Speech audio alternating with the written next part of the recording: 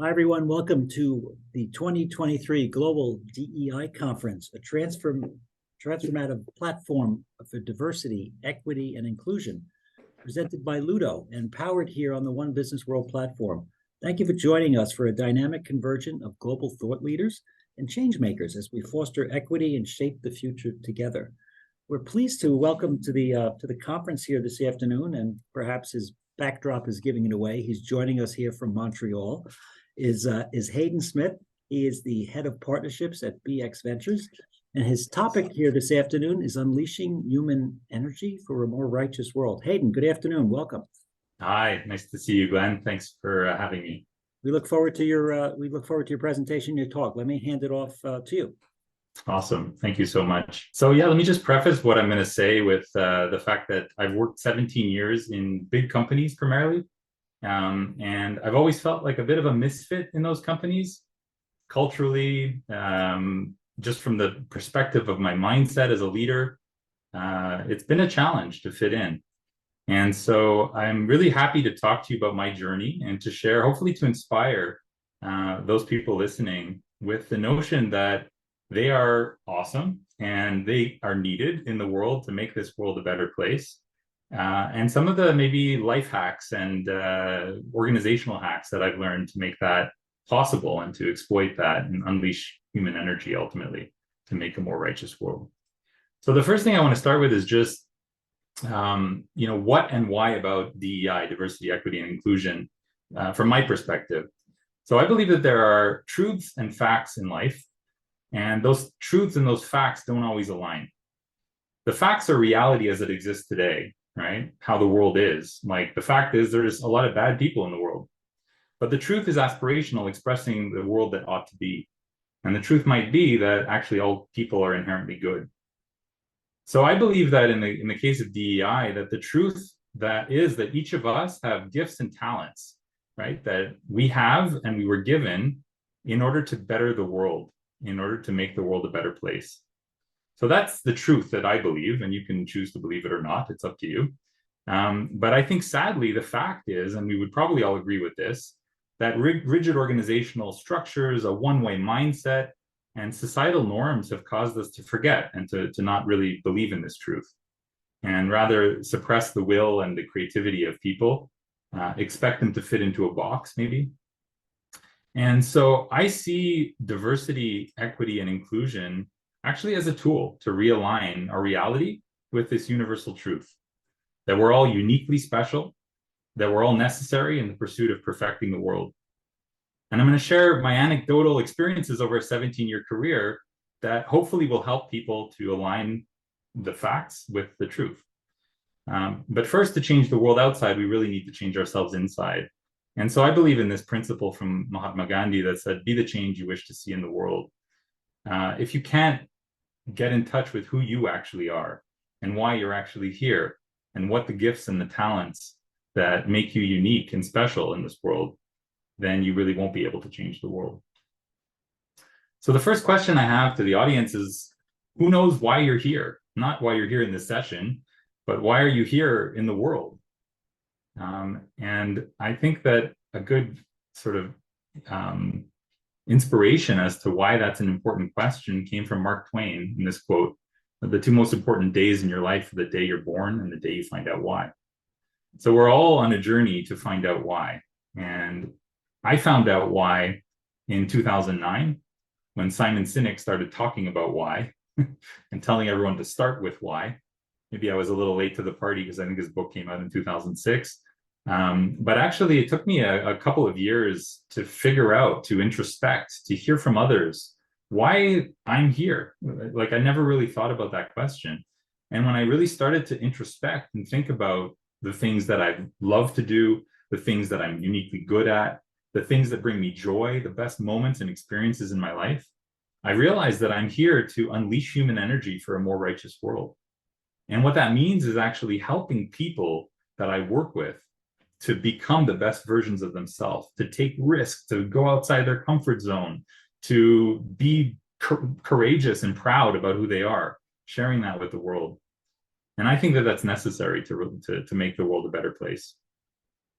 So my not so secret vision that came clear to me in 2009 was creating this harmonious world, right, on the top left, where people and animals and all creation are living together in harmony. And that might sound naive and ideological, and I was called that many times through my life. But I believe that that's possible, and I think we're actually on a journey towards perfecting the world and making it in that way.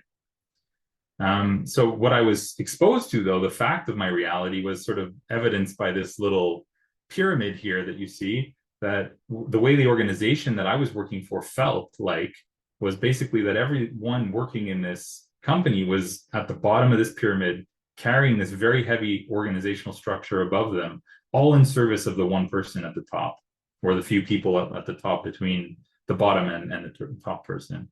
And my vision was to basically inspire people with purpose and break up this pyramid into a multiple series of self-organized teams that would then each find a purpose and each find a small way of contributing in their own way to this ultimate vision.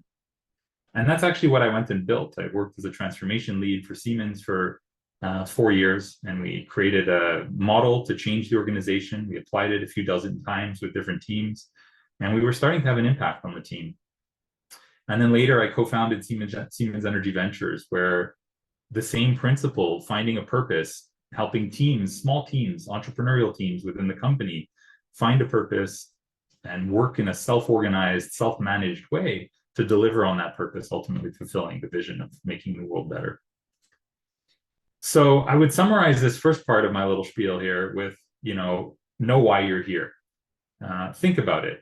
It has to be altruistic. It has to be serving something greater than yourself. It has to be positive. It has to be leaving the world better. But it can otherwise be anything. And it should make you happy, and it should be self-serving as well. So think about it. Find a partner maybe to help you to reflect on that and find the answers. If you're interested, I can help. I'm really good at this purpose discovery work, and I really enjoy it. So the next question I have is, who's reached their full potential? I hope no one says yes, because I would imagine, and I believe that human potential is sort of unlimited. And let me talk a little bit about my story. So I started my career 17 years ago, became an engineer. I was full of passion. I wanted to change the world. I wanted to solve climate change, and I wanted to make $1 million doing it. And I wonder, was I too ambitious looking back? And the only thing I was probably too ambitious about was the salary. And I realized later in my career that actually that wasn't what was going to make me happy. It was actually liberating the potential of other people to make the world better. So people picked up on my unique way of leading. I got promoted, and it felt great. And I, got more money. But ultimately, something was wrong. Something was missing. And despite my attempts at, being persistent and trying to break through the cultural norms, there were a lot of people in the organization senior to me that would tell me, you can't do it like that. Do it like this. That's not your place to get involved there. And that limiting attitude really frustrated me, because there were so many things that I felt I could contribute to, that I could add value to, and that I felt uniquely able to. The worst part in my career was a story one guy told me, that there are pawns and kings in the world. You're a pawn. Now move. And I think that this is just for me, it was a fundamental realization of what's wrong with the organization, what's wrong with organizations in general. And after a few years of banging my head against the wall and trying to break through this, someone told me, frustration happens when your expectations and reality are misaligned. So you can either change your reality, or you can change your expectations, or both, but otherwise just be prepared to be frustrated all the time. And I decided that that's not what I wanted to do. And I instead decided to jump out of the plane without a parachute. So I've repeated this act of jumping away from a place that wasn't right for me into a place that was more right for me throughout my career.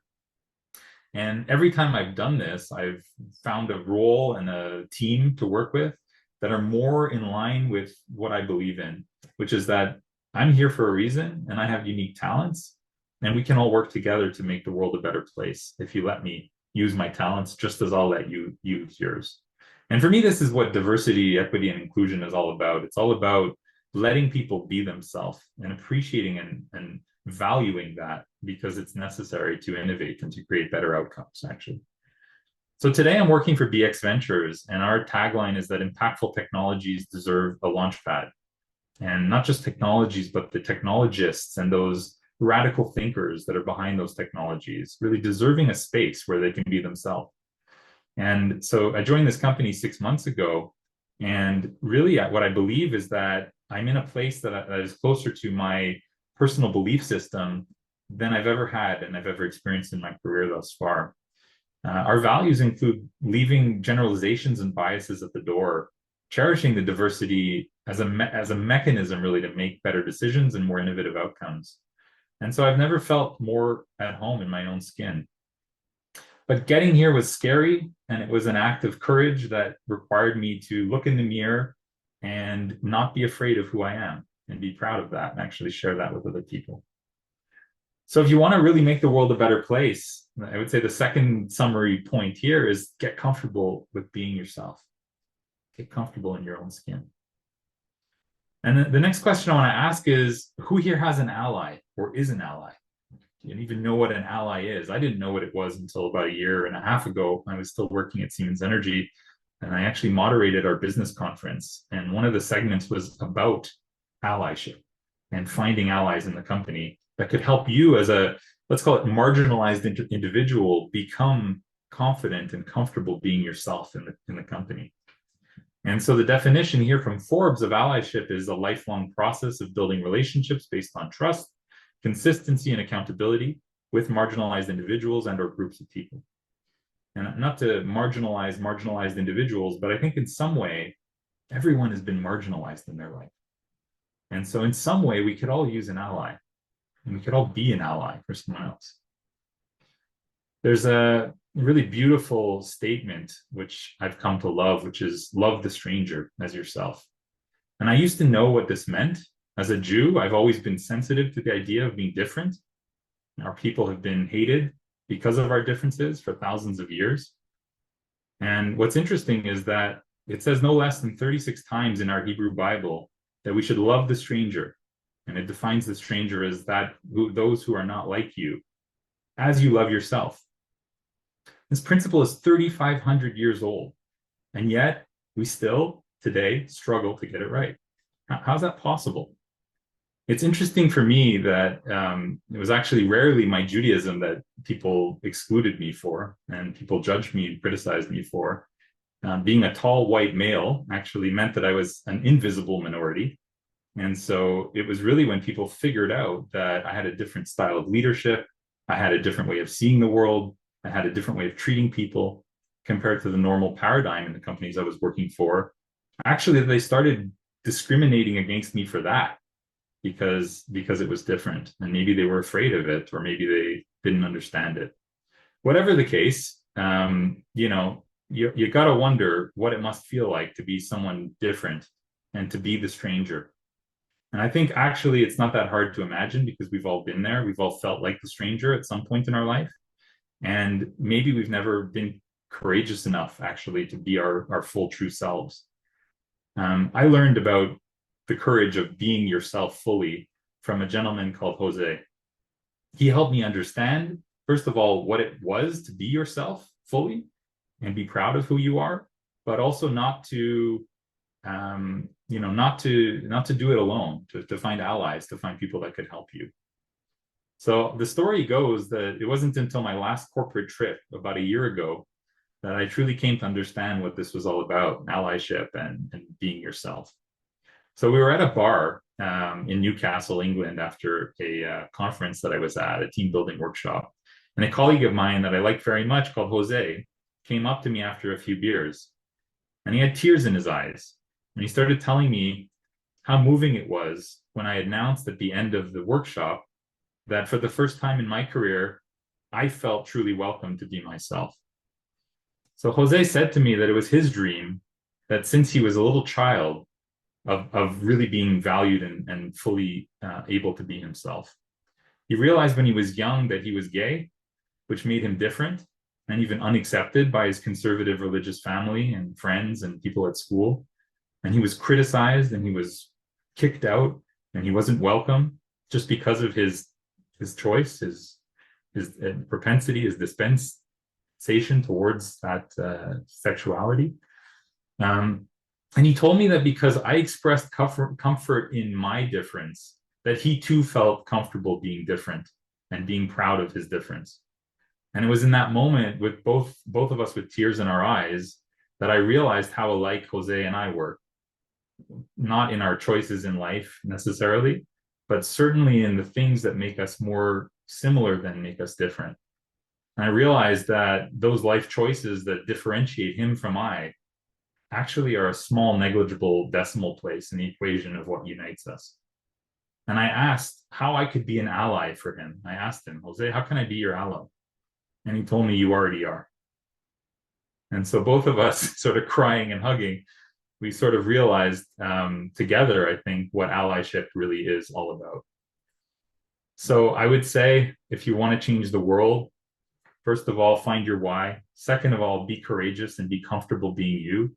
And third, make time to be and to find an ally for someone else, and find an ally for yourself as well. So these are my summaries of basically, if you really want to change the world, know why you're here, be comfortable being you, and be and find an ally. I think this is a lesson that we can all take and we can all implement to make the world a better place, I hope. Thank you. That's all I have. All right. Thank you, Hayden. Terrific discussion, terrific talk. Thank you for your comments. Great slides as well. Great slides as well.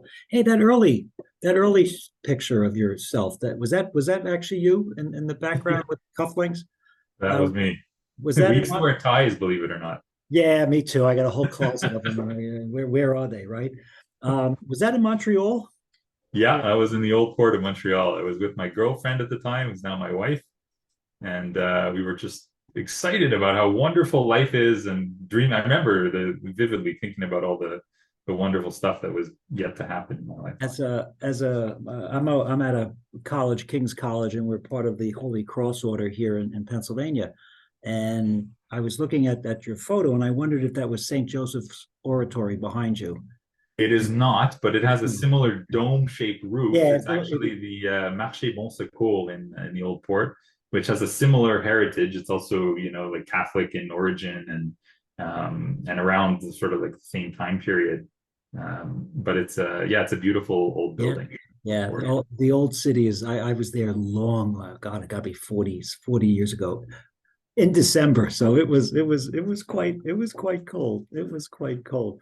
Hey, I've seen Simon's, a lot of his TED Talks. I've had classes where he's been like the featured, I wouldn't say textbook, but let's call it, resource to go to. I've got an entrepreneurial class that I'm going to be teaching next semester, and I was looking at the syllabus, and he's featured prominently as well. It's interesting, even in your Siemens experience, you had really a nice opportunity there as a intrapreneurship, right? Kind of being in that venture inside the company, for sure. But you need people in your life every so often, like those Jose moments, where you come and you're able to come up with that point of connection. And sometimes it's obvious, and sometimes it's not. And sometimes it could be as simple as just somebody telling their story, and as you said, that they feel like they're not alone, which is really, really incredible. And the concept of allyship, what I really took away from that on the Forbes quote is that it's lifelong, right? You never really stop, right? You never come back and say, oh, okay, I've now arrived. Look at me. Right. You gotta keep, because who knows who's going to come around that next corner in the office or in the parking lot, and they may not know you and you may not know them, but every encounter is really an opportunity to practice that type of self-discovery, as you said, kind of understanding who you are, know your why, know what you're about, and be able to be open and be accepting of others, which is really, really important, and really just incredible. I love what you said about contrasting it. You're either a pawn or a king. You're a pawn. Move on. Get out of the way. What a I'm not a chess guy, but I know enough about it that's the ultimate kind of like kick in the teeth. It's like, come on, you're not working through it. Now you said your new company here, you're feeling very much right in line with that. As you've made this journey, right, as you've gone through 17 plus years now of in the corporate environment, what do you think sometimes makes the organization more accepting or more opening? Is it tone at the top? Is it mission statements? Is it community service? Is it hiring practices, onboarding practices? What do you see as like the differentiation for companies? All of those things. When I worked to transform the culture of Siemens, it was through that experience that I learned what culture actually is. So culture is the internal and collective tact or trait of the organization. So it's the collective internal mindset, right? It's each individual might have a mindset. The collective version of that is culture. And if you want to change culture, you actually can't flash the mindset of 10,000 or 100,000 people. You have to do that sequentially, and all the things you talked about are necessary. So you need to change or find people that are of the right mindset to be at the top, to demonstrate more with moral authority the right types of behaviors and actions that espouse what the culture of the company ought to be like. And you need policies, and you need structure, and you need the things that are sort of more outwards that you can see to be commensurate and not hypocritical of that. And it takes years, it takes decades to actually change the culture of a large organization. And I experienced that firsthand. So we made tremendous progress, hundreds of people having a bit of a shift of way they work and everything, but that's hundreds of people in an organization of 300 or 400,000. So it took us 3 years to get those hundreds of people working like that. It's a huge undertaking. And there are many companies that have tried and are still trying and are on a journey that has gone 15, 20 years, and they'd still say, well, it's a journey, we're almost getting there. So it's all of those things. And when we talk about inclusion, right, or diversity and equity as principles, again, it's all the principles in hiring, all the practices in promotion, in setting the tone, and seeing leaders that are actually minorities, that actually not necessarily visible minorities, but they are different, right? And then you're practicing what you preach, in essence, that there is difference, there is diversity, and that everyone is welcome, that everyone can be promoted. And I'm proud to say that Siemens Energy was on an amazing journey of cultural transformation with respect to DEI. It was all those things. Yeah, I mean, with any kind of cultural journey or process, there's going to be the element of agility and being able to, recognize pivots and move as well. How about the B? How about belonging? How important do you find belonging to be? And as you go through this process, and as you meet other people, and as you try to be that shining example? It's super important. I mean, belonging is in the middle of Maslow's pyramid, right? A lot of what I talked about in terms of hierarchical needs were the self-actualization, the stuff at the top, because the premise there is that if you've already gotten everything below, you've got your physiological needs cared for, your need for water and shelter and food and these things. The next one is really your psychological needs, and belonging is part of that. Everyone needs to feel like they belong to something, that they're welcome, that they're part of the party, right? And if you don't have that, you can't self-actualize. You can't go to the next level. So you know your purpose, but you don't feel like you belong anywhere. Tough. I mean, there are people that have definitely gone against the grain, myself included, that have never really felt that they belonged, and they've just persevered. And and you find people that you belong with, even if it isn't part of the mainstream. When I was a change lead at Siemens, I joined a group that span off of a wonderful book called Reinventing Organizations, written by a gentleman called Frederic Laloux, who is a wonderful, wonderful human being. And that spin-off group was just a bunch of like corporate consultants and change leads. And I wrote an article on this. I actually made an analogy to this group as being like a warm bath on a freezing cold day. So you're in this cold world of work, trying to change stuff every day. And then you just go back into this nice warm spa with all these awesome people that make you feel like you're one of them. And everyone needs that. I think belonging is so important. So that was the fuel to go back out, including my purpose and what I felt I was doing and why, that enabled me to do that for all those years. One of the concepts that Maslow talks about in that hierarchy of needs, and you're right, belonging is right there in the middle, is sometimes you do slip back, right? And if you haven't fully met that basic physiological kind of need, that foundational need, sometimes it's harder to move up. So you can't really even discount those lower levels, because it really builds momentum. It gets you kind of moving up the ladder, if you, or through the sphere, or whatever particular diagram you want to use for that type of piece. But because there may be setbacks, and how do you, in situations like that, how do you get people to get back up on the horse, get up and try to dust themselves off one more time? How do you encourage them? Well, I think if you know why, right, then that is sort of like the fuel you need. If you have a connection to people that are allies that support you, that I've always had people like that. And when you look at corporate innovation, the only projects that actually make impact are the ones that have someone in the company. We used to call it for lack of I don't want to use a bad word, but poop umbrella. So you got some manager standing there that's shielding you from all the poop that's fallen down from above. And that's necessary. So you need an ally, you need someone to have your back, to give you the rope you need to either hang yourself or succeed, and to believe in you. And ultimately, you need to believe in yourself before any of that. You need to have a convicting purpose that you believe is your life's work, and then you can do amazing things. There's the story of Viktor Frankl, who lived through the Holocaust, wrote an amazing book called Man's Search for Meaning, among others. And the premise of that book was that as long as man or woman have their core purpose, a reason for why they exist, they can keep living through the most atrocious situations that humanity has ever seen.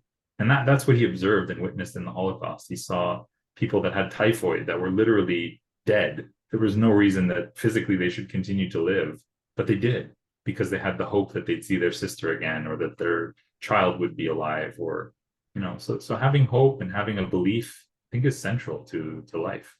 You mentioned the Bible, and you look at society at large, or organizations, and then just keep putting the ripple out and getting to like a community, society, civilization. All of those first encounters, more likely than not, they are going to be strangers. That initial type of.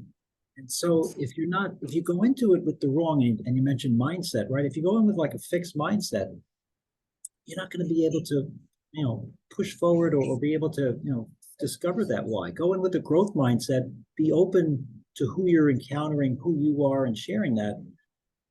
We got a chance to take strangers and turn them into friends, into allies. And it just kind of builds on that as you go, throughout time. Yeah, I love how you say that, Glenn. And yeah, I mean, that's a 3,500-year-old principle that, there are a lot of things in the Bible that are mentioned once, and that's enough to make them important, right? This is 36 times it says that. So I wrote that down. I said approximately. Clearly, that's an important one, right? That keeps coming back. And I mean, if you follow the narrative of the Old Testament, the Hebrew Bible, and you see the story of the Israelites in Egypt as strangers, right? We were slaves. We were pulled into slavery in Egypt because we were different. This is a weird group that doesn't do like we do. Let's subjugate them. Let's make them work for us. And that was basically the approach. And it says, because you know what it's like to be a stranger, so therefore love the stranger.